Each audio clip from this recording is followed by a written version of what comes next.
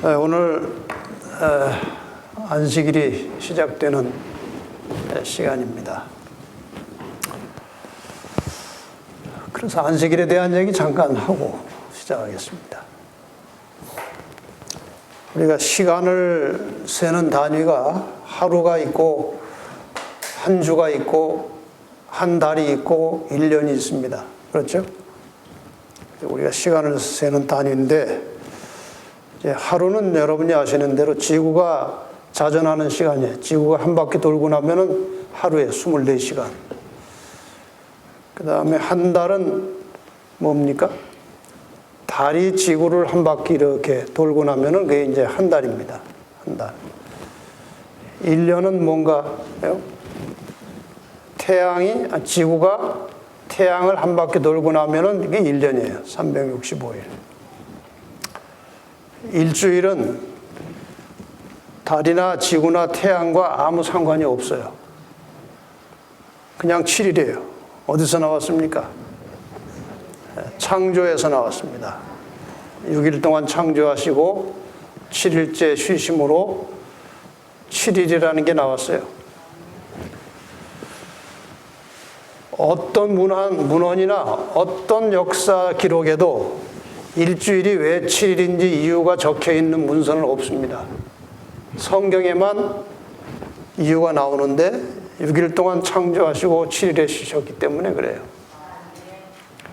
어떤 이유도 없습니다.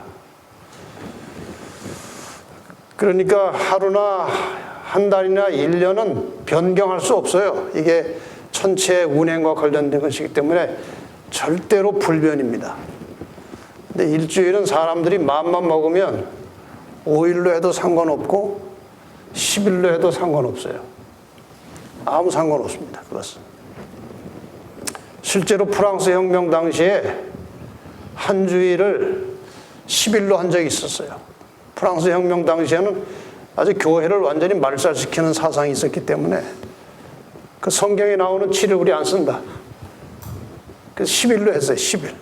9일이라고 하루 쉬고. 얼마 안 가서 사람들이 피곤해서 다 쓰러지는 거예요. 9일이라고 하루 쉬니까. 다시 7일로 돌아왔어요. 그 다음부터는 아무도 손대지 않았습니다.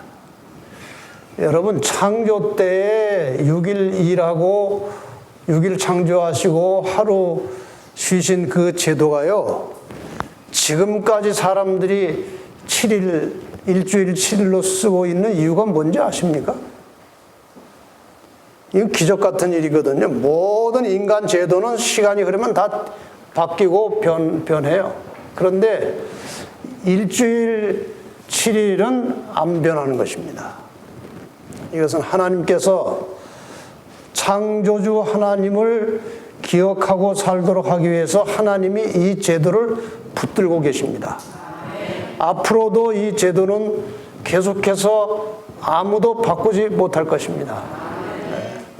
그만큼이 안식일은 하나님과 인간 사이에 매우 중요한 것입니다. 그래서 하나님께서 에스겔 20장 12절과 20절에 이 안식일이 나와 너희 사이의 표징이라고 그랬어요. 영어로는 sign이라고 돼 있어요. 그 표징이라는 말이. 그래서 사탄은 하나님과 인간 사이에 하나의 표징, 사인을 지우기 위해서 역사 이래로 무던히 노력을 한 결과 일요일로 넘어간 것입니다. 그건 인간의 방법과 사람에 의해서 넘어간 것이지 절대로 성경에 의해서 넘어간 게 아니에요. 그래서 오늘 우리가 이 시대에도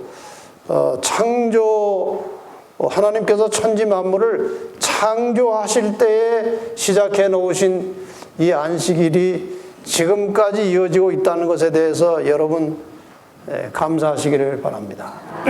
이것이 하나님께서 인간과의 관계를 계속해서 붙들고 유지하셔서 언젠가는 우리와 함께 사시기 위해서 하나님께서 이걸 지금 붙들고 계시는 거예요. 그러니까 우리가 안식일을 맞이할 때마다 우리 창조주 하나님께 찬양하고 감사하는 마음으로 안식일을 맞이하시고 오늘도 역시 그런 시간이니까 우리 창조주 하나님께 감사하며 찬양하는 시간이 되었으면 좋겠습니다.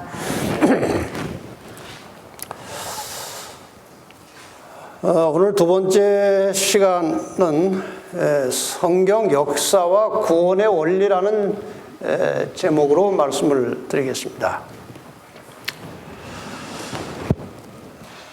첫 시간에 말씀드린 대로 이 기독교는 역사 종교입니다.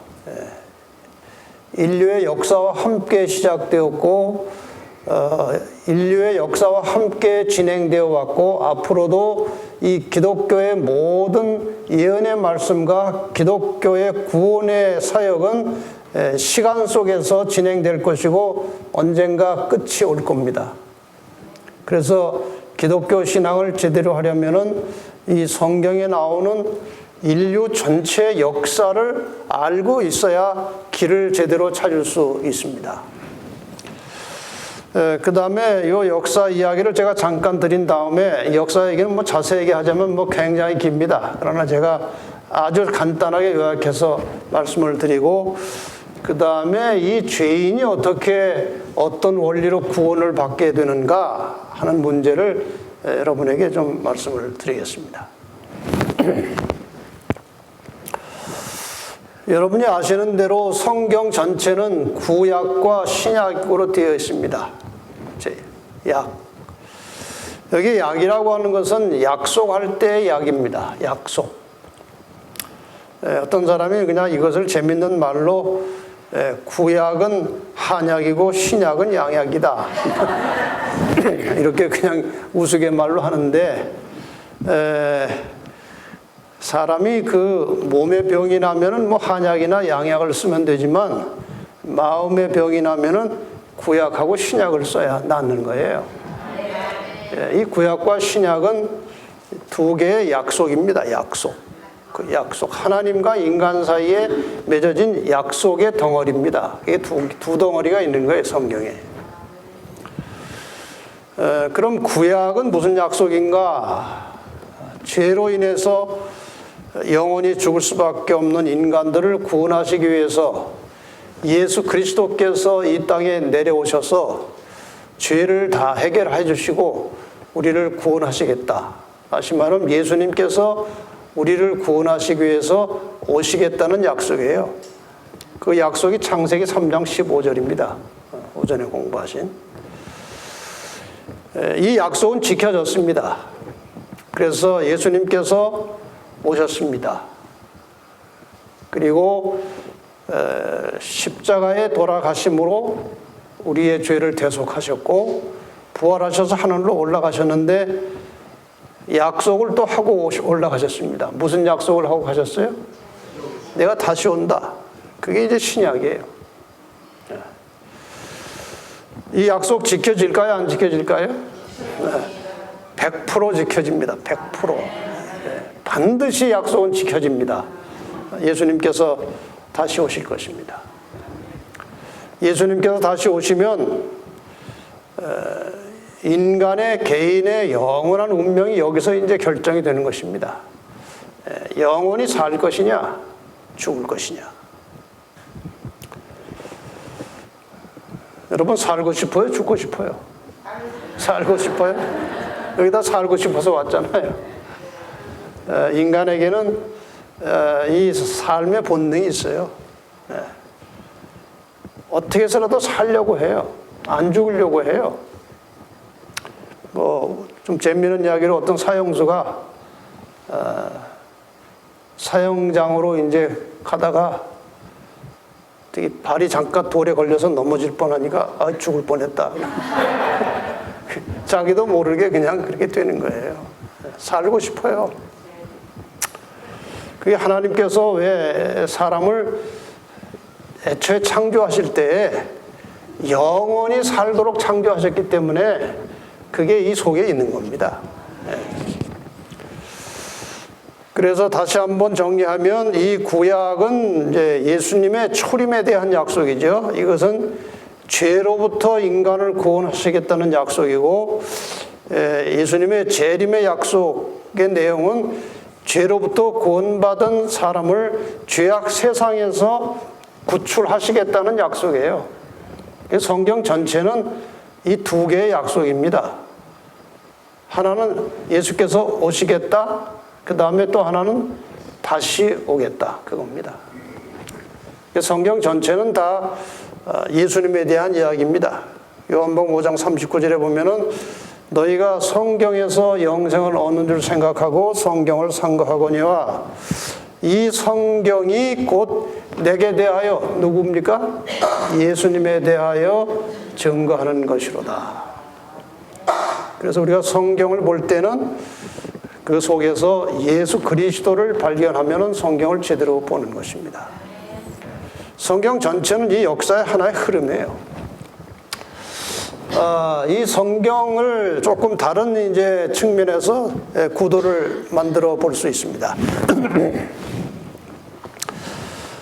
성경 첫 책 창세기 1장과 2장에는 무슨 이야기가 나옵니까?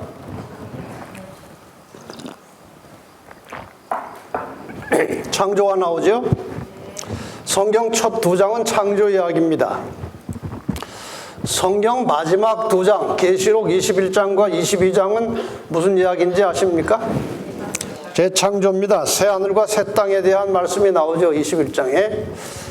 재창조 이야기입니다. 그 다음에 세 번째 책 창세기 3장에 죄가 시작됩니다.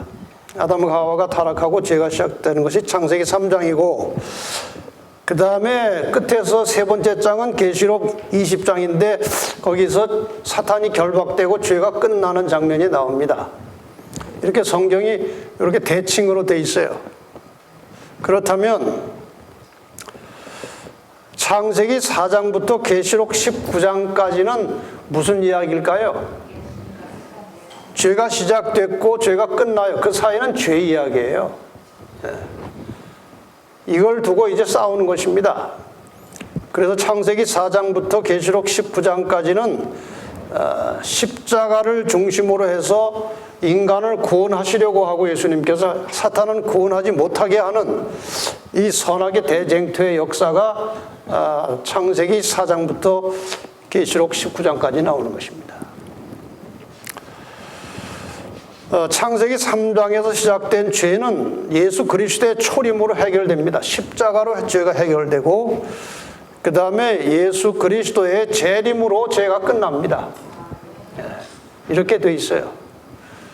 그러니까 이 그리스도인들이 바라는 최후의 희망은 예수님의 재림이에요. 이것을 끊임없이 인식할 줄 알아야 참 그리스도인입니다. 자, 이 전체를 조금 다른 각도에서 한번 또 보겠습니다. 하나님께서 인간을 구원하시는 역사가 어떻게 진행되는가? 하나님께서 천지 만물을 창조하셨고 사람을 만드셨습니다. 근데 얼마 안 있다가 인간이 이제 하나님의 말씀을 불순종해서 타락을 하게 돼서 죽게 되었습니다.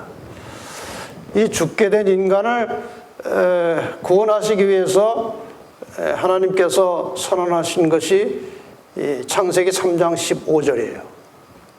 여자의 후손을 통해서 사람을 구원하시겠다는 선언이 창세기 3장 15절에 있었습니다. 근데 여자의 후손은 누구의 혈통을 빌려서 나온다고 그랬습니까?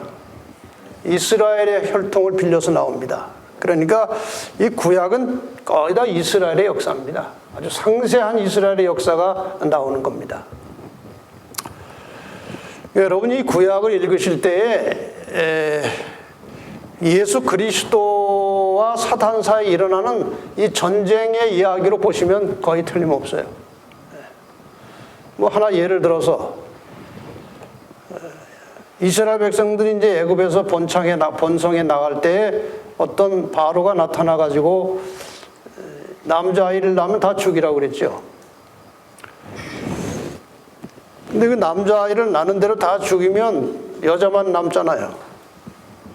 그러면은 멸종이 됩니다. 멸종. 그럼 누가 나올 길이 끊어지는 겁니까? 여자의 후손이 나올 길이 끊어져 버리는 겁니다. 그러니까 바로가 나와서 이스라엘 민족의 남자아이를 죽이라고 한 것은 바로의 아이디어가 아니고 누구의 전략이에요? 그건 사탄의 전략입니다. 구약의 모든 이야기는 다 여기에 관계가 돼 있어요. 그 다음에 아수르가 나타나서 이스라엘 열 지파를 다 멸망시키고 바벨론이 나타나고 이런 이방 나라들이 나타나서 주로 어느 나라를 공격해요? 이스라엘을 공격합니다. 그게 바로 사탄의 전략이에요. 이스라엘 민족을 없애버려야 여자의 우선이 못 나오는 겁니다. 그거 다 그 이야기예요. 그 다음에 이스라엘 민족을 통해서 하나님께서 인간이 어떤 원리로 죄를 해결하고 죄를 용서받고 구원받을 수 있는지 그 원리를 다 그 성서를 통해서 다 알려주지 않았습니까? 자, 아니 그런 이야기의 구약은. 마침내 예수님께서 오셨습니다. 창세기 3장 15절에 예언되었던 그 메시아 여자의 후손이 이 땅에 오셨습니다. 그리고 발꿈치를 다쳤습니다. 돌아가셨고 부활하셨고 승천하셨습니다. 승천하시면서 하시기 전에도 내가 너희를 데리러 다시 오겠다 하고 하늘로 가셨습니다. 이 약속대로 다시 오십니다. 그런데 이게 그렇게 오래 남은 것 같지가 않아요. 요새 세상을 보니까. 최근에 미국에서 그런 여론조사를 그 전부터 아마 진행되던 것인가 봐요. 2010년도 전후해서 여론조사 중에 뭘 했는가 하면 당신이 살아있을 때 예수가 재림할 것이라고 믿습니까? 이 질문에 대해서 그렇다고 대답한 사람이 한 20% 30%예요. 근데 최근에 이 코로나 이후에 조사를 한 거예요. 당신 생전에 예수께서 오실 것이라고 믿습니까? 한 70%가 그렇게 믿는 거예요. 그만큼 지금 우리는 아주 긴박한 시대에 살고 있는 것 같습니다. 어쨌든 우리가 살아 생전에 오시든지 또 그 후에 오시든지 예수님은 오십니다. 오십니다. 그리고 오시고 나면 계시록 20장에 보면은 1000년이라는 기간이 나와요. 이 땅에 1000년 동안 지구가 황폐한 가운데 사탄이 홀로 남게 될 것이고 구원받은 성도들은 1000년간 하늘에서 이제 예수님과 함께 여러 가지 흥미진진한 이벤트가 많이 있겠죠.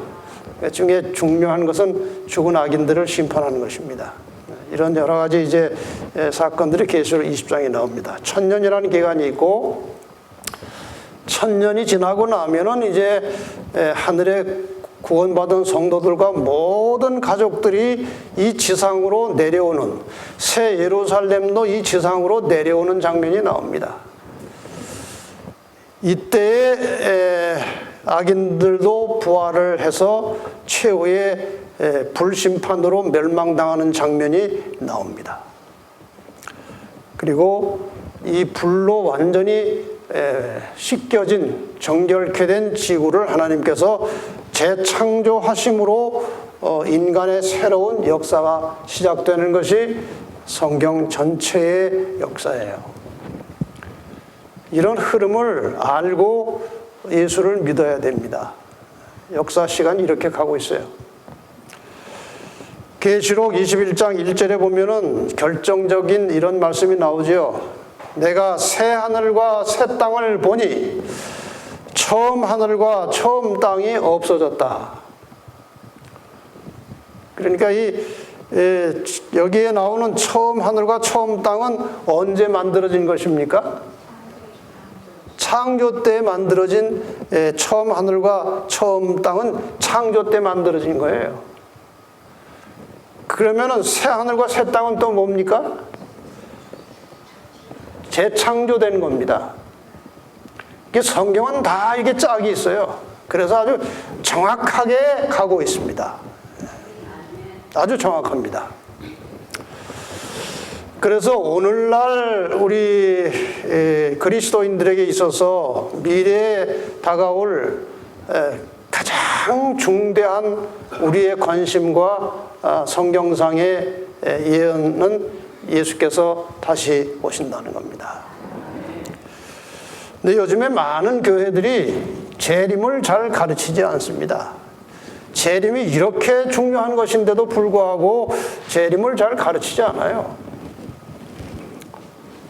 왜 그런 줄 아십니까?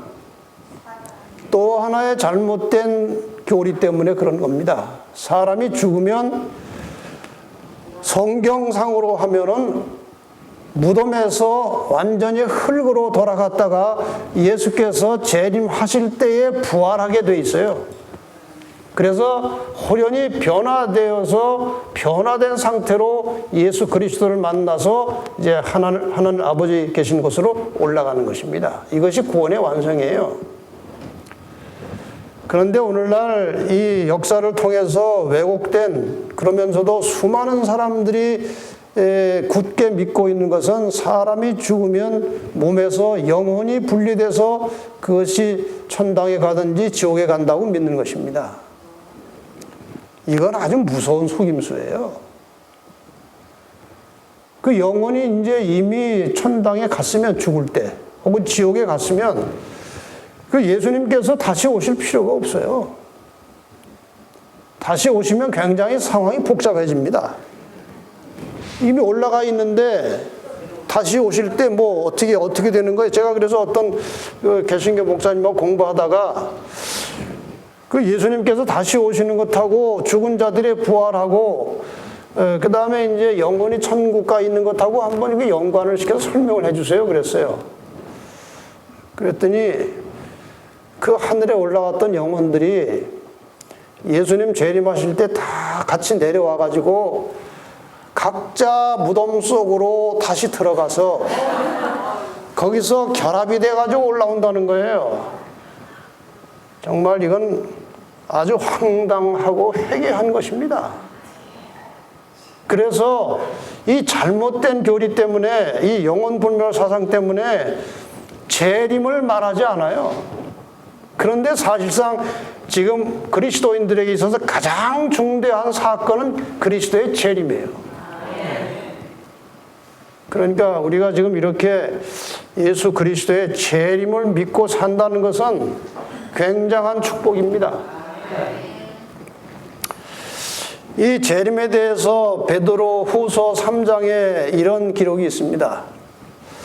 주의 약속은 어떤 이에 더디다고 생각하는 것 같이 더딘 것이 아니라 오직 너희를 대하여 오래 참으사 아무도 멸망치 않고 다 회개하기에 이르기를 원하시느니라. 예수님께서 벌써 사실 오셔야 했습니다. 근데 이렇게 지체되는 이유가 무엇이라고요? 회개해서 구원받아야 될 사람들이 더 있는데 회개를 잘 안 하고 있는 것입니다.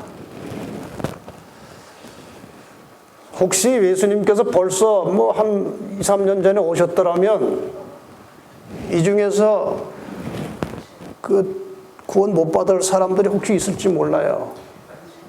근데 지금 지체되고 있는 것은 그분들을 구원하시려고 그러는 거예요. 더 많은 사람을 구원하시기 위해서 기다리시지만 그 기다림의 시간이 영원한 게 아니에요. 기다리다가 때가 되면 오시는 겁니다. 바로 이러한 하나님의 사랑 때문에 노아 홍수로 세상을 멸망시킬 때에도 하나님께서 오래 기다리셨어요. 얼마 동안 기다렸어요? 120년을 기다렸어요. 그런데 하나님도 참 무던하신 분이지. 사람은 모르지만 하나님은 120년이 지나도 회심해서 돌아올 사람이 노아 식구 외에 하나도 더 없다는 사실을 다 아십니다. 그렇지 않습니까? 하나님은 모든 걸 다 아시니까요. 그런데도 120년을 기다려주신 것은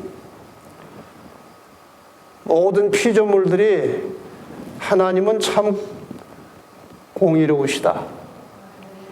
그렇게 그냥 사람을 막 죽이고 싶어서 죽이는 게 아니고 어떻게 해서라도 사람을 살리시는 분이라는 사실을 깨닫도록 하기 위해서 120년이라는 세월을 하나님 편에서는 허송 세월이에요.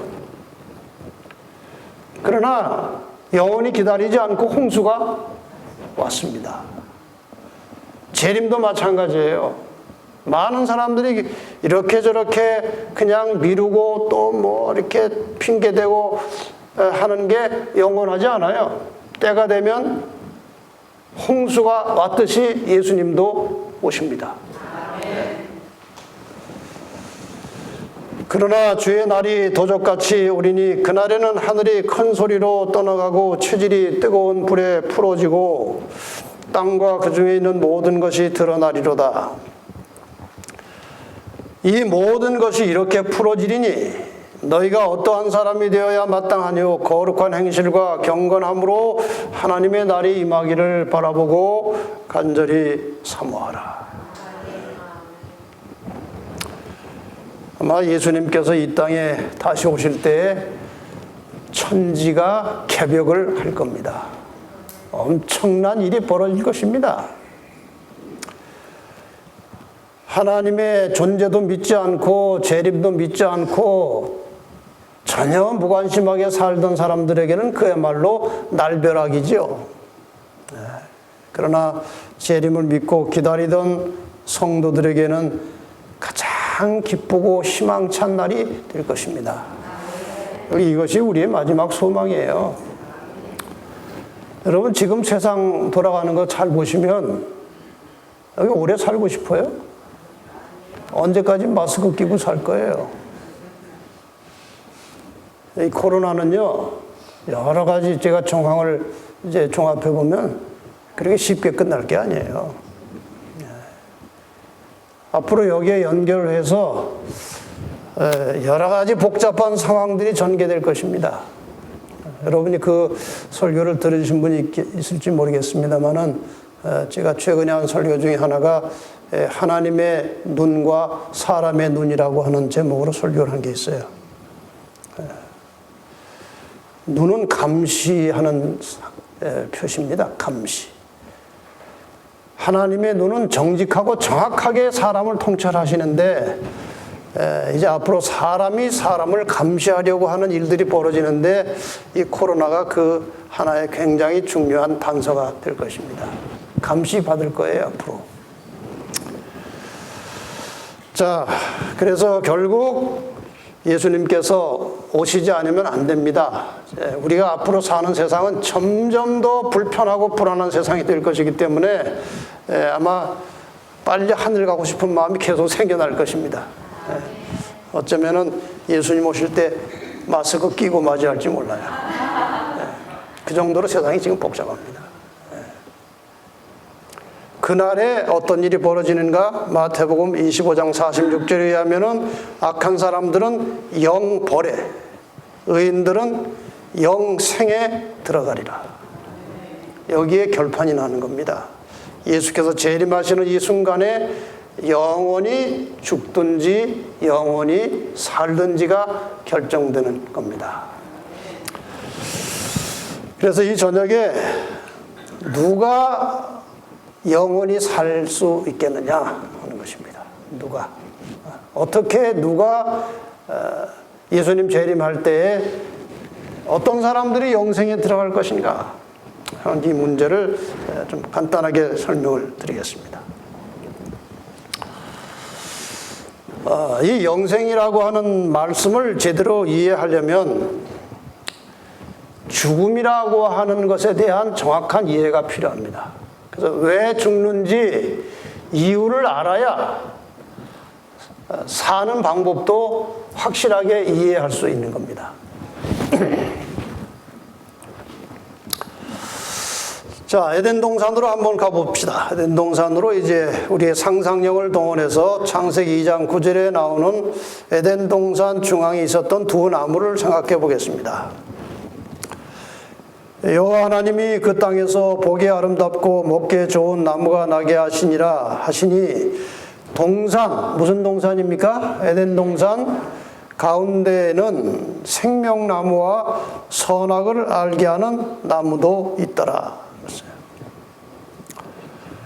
우리가 흔히 말하는 선악과하고 생명나무가 어디에 있었습니까? 그 동산 가운데 있었어요. 그런데 이 생명나무 과일을 먹어야 합니다. 생명나무 과일을 먹으려면 어디로 가야 됩니까?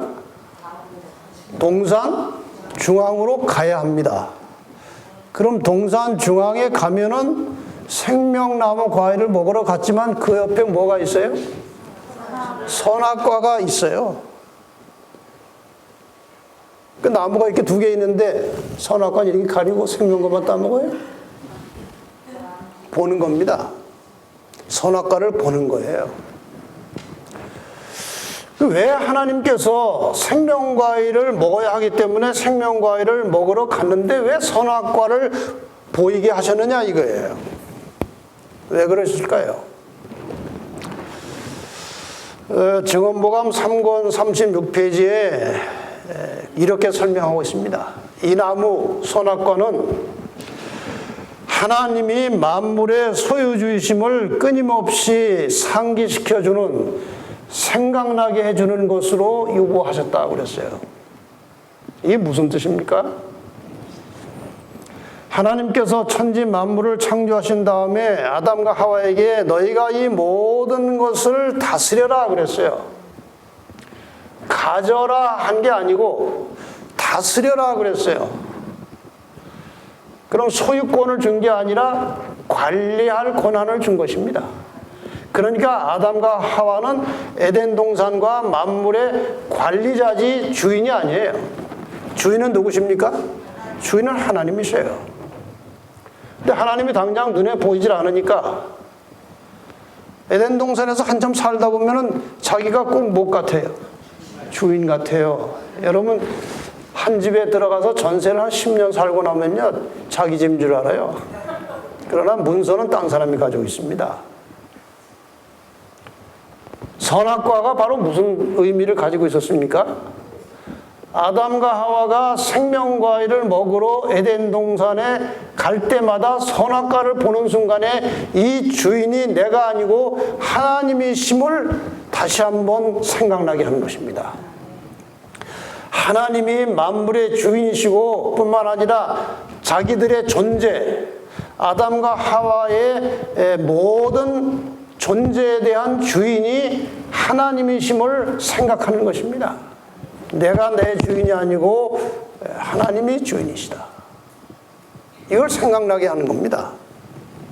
여기 분명히 나와 있죠. 하나님이 만물의 소유주이심을 상기시켜주는 것이다.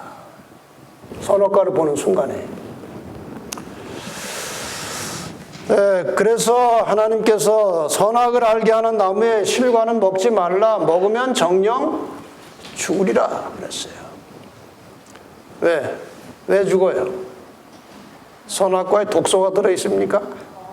왜 죽어요? 자, 영생의 조건이 있었습니다. 하나님께서 인간을 창조하신 다음에 영생하도록 하셨지만 무조건 영생이 아니고 조건이 있었습니다. 무슨 조건이에요? 선악과는 먹지 말아야 돼요. 영생하려면. 이것은 하나님의 주권을 인정하기 때문에 그런 것입니다. 하나님이 나의 주인이십니다. 라는 신앙의 고백이 선악과 안 먹는 거예요. 그 다음에 생명과는 먹어야 되는 것입니다. 이것은 하나님의 말씀에 순종하는 것입니다. 이 두 가지 법이에요, 법. 이것이 인간이 타락하기 전에 하나님께서 주신 율법이에요. 이걸 지켜야 하는 것입니다. 자, 이 원리를 여러분이 잘 염두에 두시고 이 인간의 존재와 생명이 어떻게 유지되는가 한번 보십시다. 어떻게 유지됩니까? 첫째, 창조주 하나님의 주권, 그분이 나의 창조주이시오 주인이라는 사실을 인정해야 되는 거예요. 그 다음에 생명의 근원이신 하나님을 믿어야 하는 것입니다.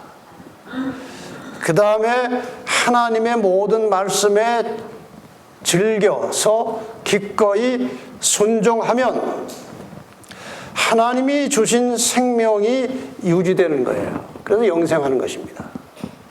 이게 영생의 조건이에요. 생명의 근원은 하나님이십니다. 모든 생명은 하나님으로부터 파생돼 나오는 거예요. 그분이 생명의 근원이십니다. 그러므로 이 산 사람, 피조물로서의 산 사람의 생명은 생명의 근원이신 하나님과 연결되어 있는 동안에만 유효한 겁니다. 맞습니까? 어떤 상태에서 연결되어 있습니까? 하나님이 나의 주인이시다. 인정해야 됩니다. 생명의 근원 하나님을 믿는 것입니다. 그분이 내 생명의 근원이시다. 그 다음에 그분의 말씀에 순종함으로 이 연결된 하나님의 생명의 근원이신 하나님과 피조물의 연결된 상태가 유지됨으로써 영생하는 것입니다. 그럼 생명이 어떻게 끝납니까? 어떤 조건에서 끝납니까? 반대일 경우에 끝나요. 창조주 하나님의 주권을 인정하지 않은 것입니다. 그 다음에 생명의 근원이신 하나님을 불신하는 겁니다. 그 다음에 하나님의 말씀에 대한 불순종으로 인간의 생명은 끝나는 것입니다. 자, 그래서 생명의 근원이신 하나님과 피조물 산 사람 사이에 이렇게 연결되어 있던 그 고리가 하나님의 주권을 거부하고 생명의 근원이신 하나님을 불신하고 하나님에 대한 말씀에 대해서 불순종하는 순간에 분리돼서 끝나는 거예요. 그래서 피조물은 죽은 존재가 되는 것입니다. 살아있는 것 같지만 죽은 거예요. 그것을 산상본 61페이지에 이렇게 표현하고 있습니다.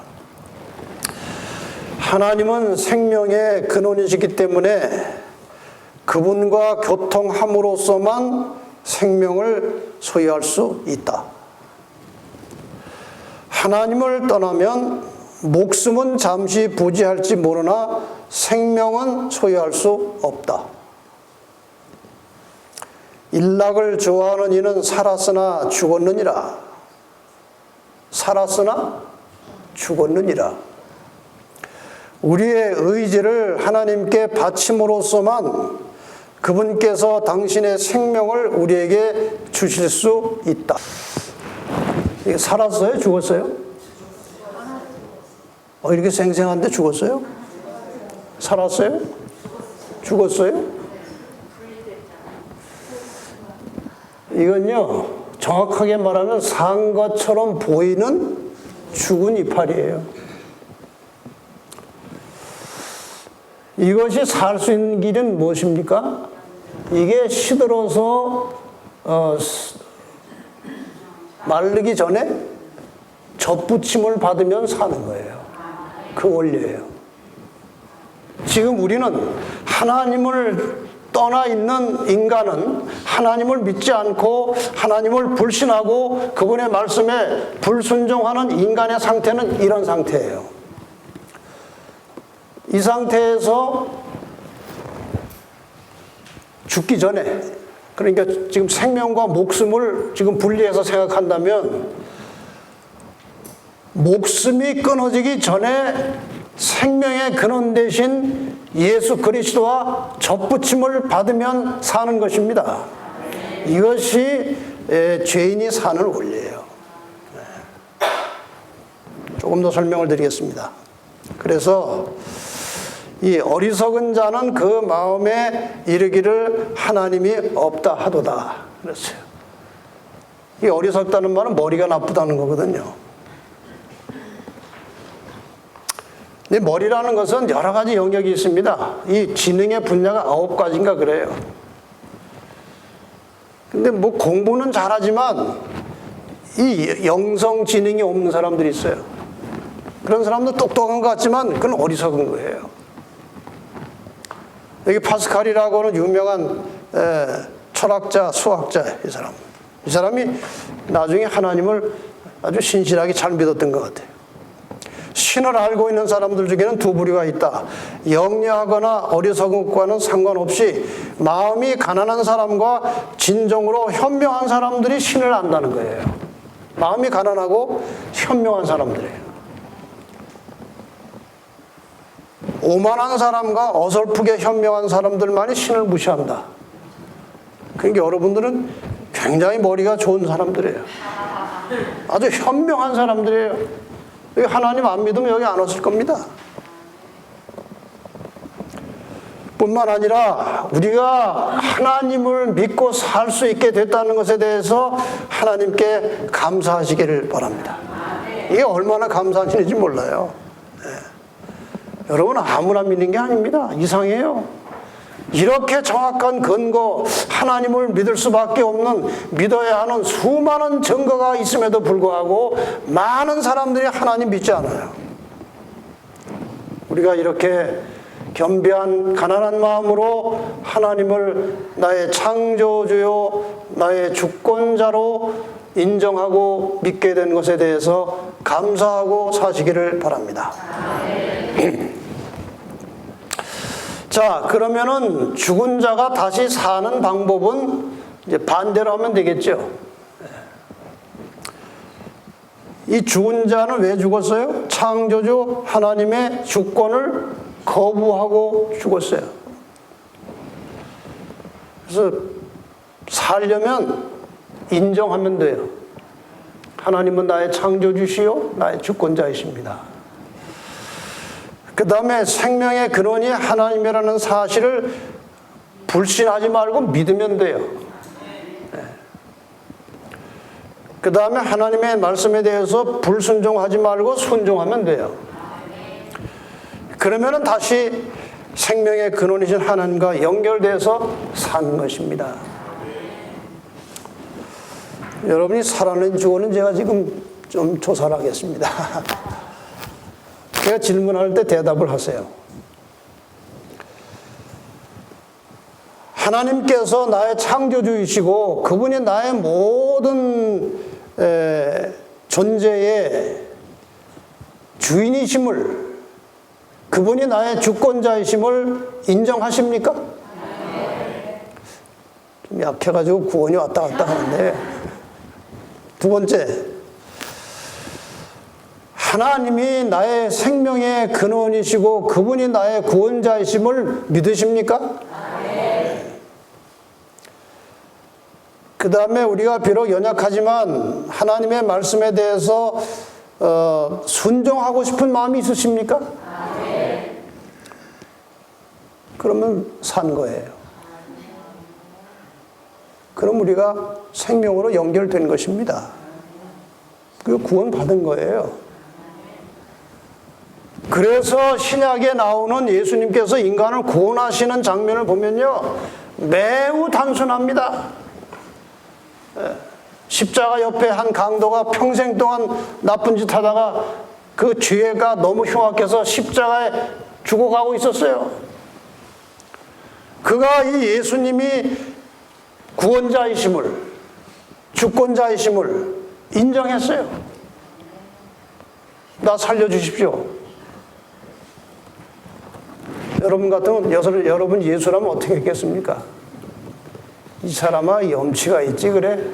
아니 평생 동안 죄짓다가 이 순간에 살려달라면 내가 입장이 얼마나 난처하나 이 사람아. 그랬을 겁니다. 그런데 내가 오늘 약속하는데 내가 나 다시 올 때 나와 함께 낙원에 있을 것이다. 그랬어요. 어떤 사람들은 그 순간에 뭐 이 강도가 천당 간 줄 아는데 영어 성경 보시면 전혀 아닙니다. 하나님의 나라가 임하실 때에 나를 기억해 달라고 그랬어요. 그랬더니 예수님께서 내가 다시 올 때 너를 기억해 주겠다고 약속했어요. 재림할 때 살아나는 것입니다. 삭개오라는 사람은 아주 거짓말을 잘하고 남의 세금 그냥 억지로 이렇게 뺏어가던 사람인데 그 마음이 가난했어요. 그래도 그래가지고 나무에 올라간 거예요. 예수를 좀 만나니 보고 싶어가지고. 여러분 그 나이 많은 사람이 그 나무에 이렇게 올라가는 게 그게 제정신입니까? 근데 예수님을 갈급한 거예요. 구원받고 싶은 거예요. 그래서 그냥 사실 예수를 얼굴만 보기라도 하고 싶어서 올라가는데 예수님이 다 아시죠? 지나가다가 삭개오야 내려와라. 그리고 그 가정을 다 구원해 주셨어요. 사마리아 우물가의 여인, 그렇게 참 어두운 사람이지만 순식간에 구원해 주셨습니다. 여러분, 우리가 구원받는 것은 순간입니다. 우리의 마음을 가난하게 하고 겸비한 심령으로 하나님이 나의 창조주이시오 주권자이시오, 그분이 나의 구원자이시오, 그분이 나의 생명의 근원이라는 사실을 믿는 순간에 생명과 연결되는 것입니다.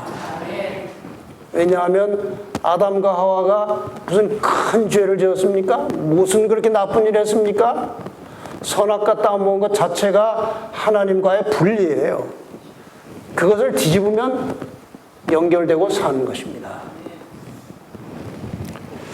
그래서 예수님께서 이 땅에 오셔서 이 죽음과 생명에 대해서 명확하게 가르쳐 주셨습니다. 한 제자가 오늘날 왔습니다. 주여, 나로 먼저 가서 부친을 장사하게 허락하옵소서. 아버지 돌아가셨는데 가서 장례식 좀 하고 오겠다는 것입니다. 예수님께서 뭐라고 말씀하셨어요? 죽은 자들로 저희 죽은 자를 장사하게 하고 너는 나를 좇으라. 너는 살았다는 말이에요? 죽었다는 말이에요? 잘 보세요. 죽은 자들로 죽은 자를 장사하게 하고 너는 나를 좇으라. 너는 사는 거예요? 죽은 거예요? 너는 산 거예요. 왜 살았어요? 예수님과 연결되어 있기 때문에 산 거예요. 그래서 넌 산 자예요. 그런데 살아 있는 자를 장례식 할 때 죽은 사람 있고 장례식 하는 사람들 있잖아요. 근데 예수님께서 그 장례식 하는 사람들을 뭐라고 그랬어요? 죽은 자들이라고 그랬어요. 원연히 살아있는데 왜 죽었다고 그랬어요? 예수 그리스도, 생명의 근원이신 예수 그리스도와 믿음으로 연결되어 있지 않으면 죽은 거예요, 그것은. 죽은 자들로 죽은 자를 장사하게 하라. 그래서 이 죽은 자가 생명을 얻는 방법을 예수님께서 아주 단순하게 하신 말씀이 바로 이것 아닙니까? 같이 한번 읽겠습니다. 시작. 하나님이 세상을 이처럼 사랑하사 독생자를 주셨으니 이는 저를 믿는 자마다 멸망치 않고 영생을 얻게 하려 하심이니라. 이 단순한 말에 대해서 제가 아주 장황한 설명을 드렸어요. 바로 이러한 원리 때문에 예수 그리스도를 믿는 자가 영생하는 것입니다. 이미 여러분이 아시는 말씀이죠. 요한복음 5장 24절도 내가 진실로 진실로 너에게 이르노니 내 말을 듣고 또 나 보내신 이를 믿는 자는 영생을 얻을 것이고예요. 얻었고예요. 이것은 문법적으로 시제를 말하면 현재 완료된 것입니다. 영생을 얻었다는 거예요. 심판에 이르지 아니하나니 사망에서 생명으로 옮겼느니라예요. 그러니까 우리가 겸비하고 가난한 심령으로 하나님이 나의 주인이시오, 그분이 나의 구원자이시오, 그분이 나의 생명의 주인이심을 믿고 고백하는 순간에 그 생명과 연결돼서 산자가 되는 거예요. 이것이 구원의 원리입니다. 이것이 믿음으로 구원받는 원리예요. 그런데 예수님께서 한 번은 나사로의 병 들었다는 소식을 들었죠. 그런데 예수님께서 나사로가 이제 병 들었다고 소식을 들었는데 안 가시는 겁니다. 예수님이 나사로 집에 가서 식사 대접도 여러 번 받으셨어요. 그 집에 신세를 많이 졌어요.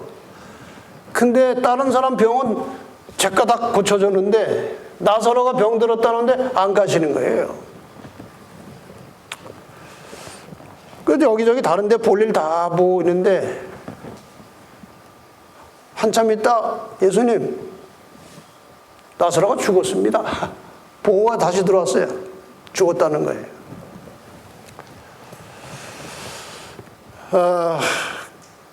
근데 예수님께서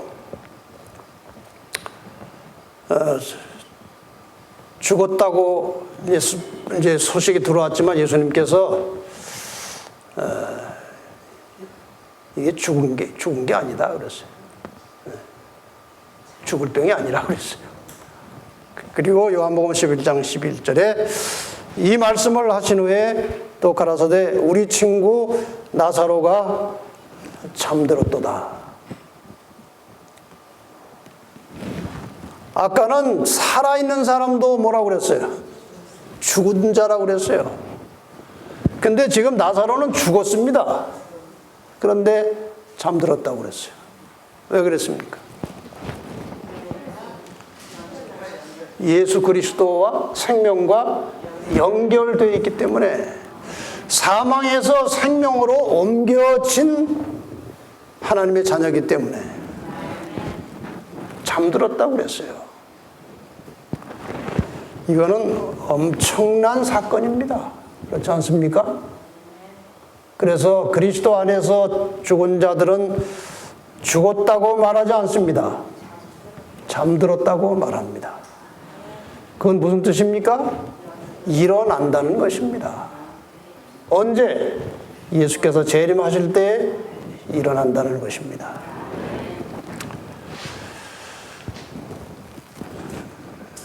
요한복음 5장 25절의 말씀 진실로 진실로 너에게 이르노니 죽은 자들이 하나님의 아들의 음성을 들을 때가 오나니 곧 이때라 듣는 자는 살아나리라.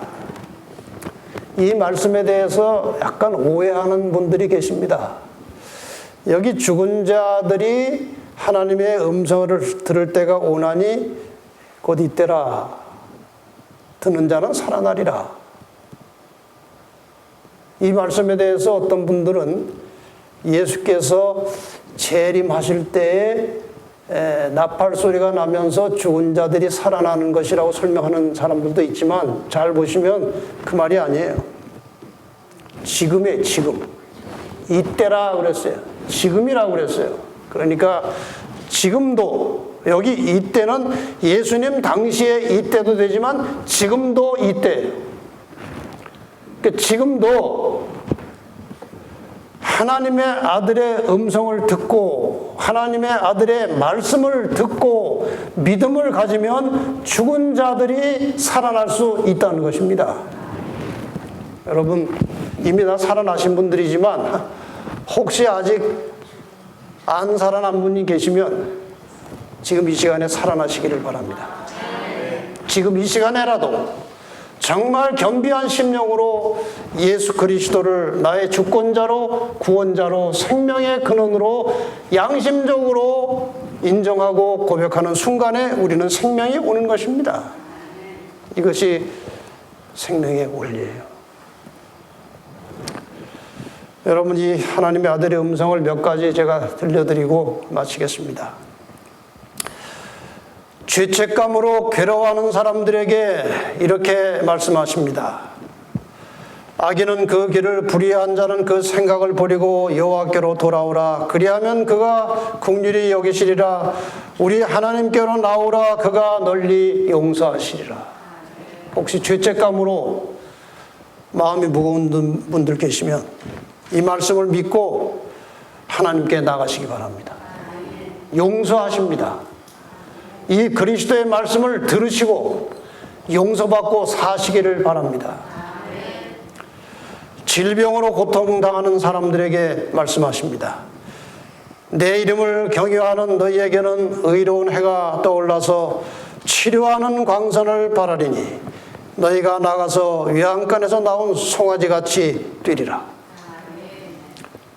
이거 역시 예수 그리스도의 음성입니다. 너희가 질병으로 고통당하고 있느냐?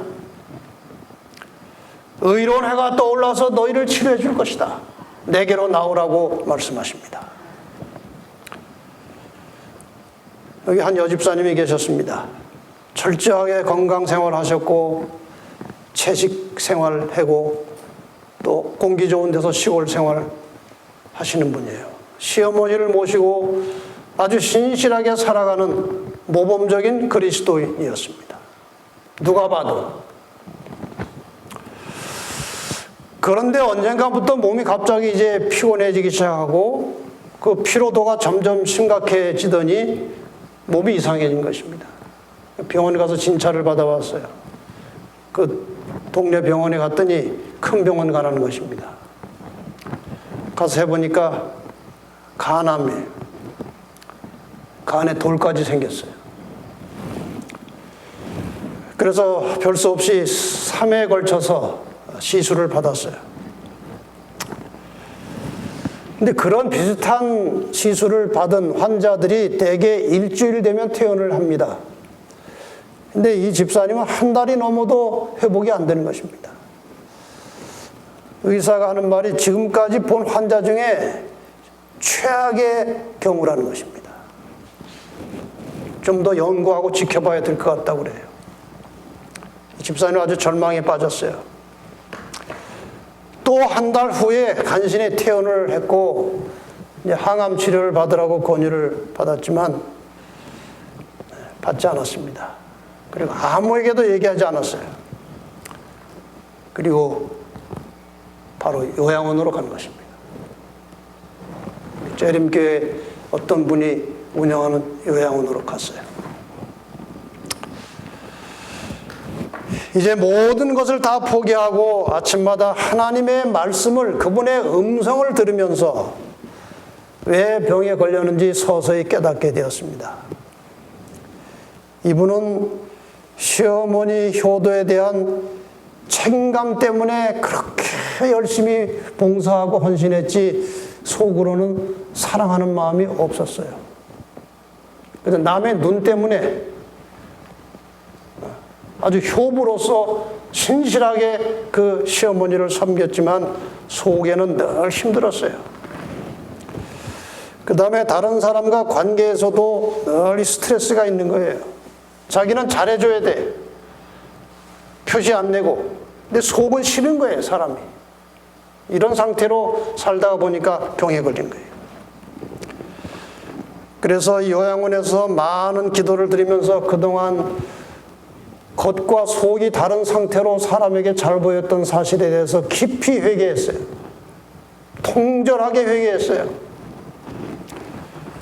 그렇게 회개하면서 시어머니에 대해서 사랑의 마음이 일어나기 시작했습니다. 그동안은 귀찮고 힘들었어요. 그런데 사랑하는 마음이 일어났어요. 이상하게 몸이 조금씩 좋아진 겁니다. 그때부터. 그래서 의사를 다시 찾아갔습니다. 담당 의사가 항암 치료 받으려는데 안 받고 도망가가지고 호되게 야단을 맞은 겁니다. 그러나 이 항암 치료보다 더 중요한 것이 마음에 사랑을 품는 것이라는 사실을 이 집사님은 이제 깨달았습니다.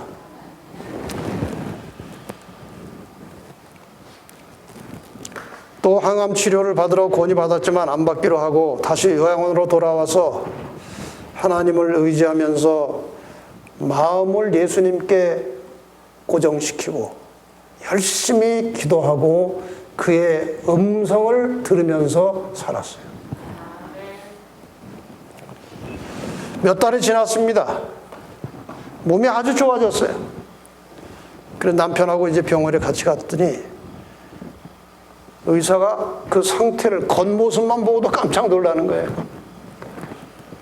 검사를 받아봤더니 의사가 아무 소리 안 하고 예배를 매일 드렸나 봐요 그러더래요. 네, 하나님께서 고쳐주셨어요. 의사는 완전히 무력감을 느끼게 됐고 환자는 하나님을 찬양하며 집으로 돌아갔습니다. 여러분, 그분의 음성을 듣게 되시기를 바랍니다. 그러면 살아납니다. 그분의 음성을 들으시기 바랍니다. 생계가 어려워서 힘들어하는 사람들에게도 그분이 말씀하십니다. 목숨을 위하여 무엇을 먹을까? 무엇을 마실까? 몸을 위하여 무엇을 입을까? 염려하지 말라. 너희는 먼저 그의 나라와 그의 의를 구하라. 그리하면 이 모든 것을 너희에게 더하시리라. 주님의 음성입니다. 또 마음이 항상 불안한 사람들에게도 주님께서 말씀하십니다. 평안을 너희에게 끼치노니 곧 나의 평안을 너희에게 주노라. 내가 너희에게 주는 것은 세상에 주는 것 같지 아니하니라. 너희는 마음에 근심도 말고 두려워하지도 말라. 마음이 불안한 분들, 이 음성을 들으시길 바랍니다. 나의 평안을 너희에게 주노라. 이 음성을 들으세요. 죽음과 내세에 대해서 두려워하는 사람들에게도 주님께서 말씀하십니다. 예수께서 가라사대 나는 부활이요 생명이니 나를 믿는 자는 죽어도 살겠고 무릇 살아서 나를 믿는 자는 영원히 죽지 아니하리니 이것을 내가 믿느냐. 주님께서 말씀하십니다. 모든 문제에 대해서 주님께서 해결책을 가지고 계십니다. 그분께서 여러분이 간절한 심령으로 도움을 구하고 기도하시면 그분의 음성이 들릴 것입니다. 죽은 자들이 그의 음성을 들을 때가 오나니 곧 이때라. 지금이에요. 지금 이 시간에 우리 모두가 다 그분의 음성을 듣고 살아나게 되기를 바랍니다. 영원한 생명을 품고 사시기를 바랍니다. 그래서 늘 우리가 주 안에서 항상 기뻐하고 쉬지 말고 기도하고 범사에 감사하며 하나님께 영광 돌리는 인생을 사시기를 간절히 바랍니다. 기도하시겠습니다. 하나님 아버지, 우리 인간이 왜 죽게 되었고 어떻게 다시 영원히 살 수 있는지 그 원리를 말씀을 통해서 다시 한번 깨우쳐 주셔서 감사합니다. 아버지, 우리가 어둠 속에서 빛을 보지 못하고 웅크리고 앉아서 죽어가고 있을 때 생명의 빛을 비추어 주시고 그 빛을 따라 나오게 하시고 우리의 생명의 근원 되신 하나님을 믿게 하시고 다시 살 수 있는 길을 주셔서 감사합니다. 오늘 여기 앉아서 함께 말씀을 들은 모든 영혼들 하나님께서 살려주셨음을 믿습니다. 생명의 근원이신 하나님과 믿음으로 연결되어서 살게 되었음을 믿습니다. 우리 속에 생명이 있음을 인하여 감사합니다. 우리가 죽은 자가 아니고 산 자가 되었음을 인해서 감사합니다. 이 주신 생명 영원히 간직하게 하시고 주님 오실 때 살아서 주님을 맞이하게 하여 주시고 혹시 우리의 목숨이 그 안에 닿을지라도 주님 오실 때에 영원한 생명으로 다시 부활하여 우리 주님과 함께 영원히 살도록 축복하여 주시옵소서. 이 시간 저희들을 끊임없이 관심을 가지시고 감찰해 주시고 구원하시기 위해서 지금도 기다리고 계시는 우리 구주 예수 그리스도의 이름으로 간절히 기도합니다.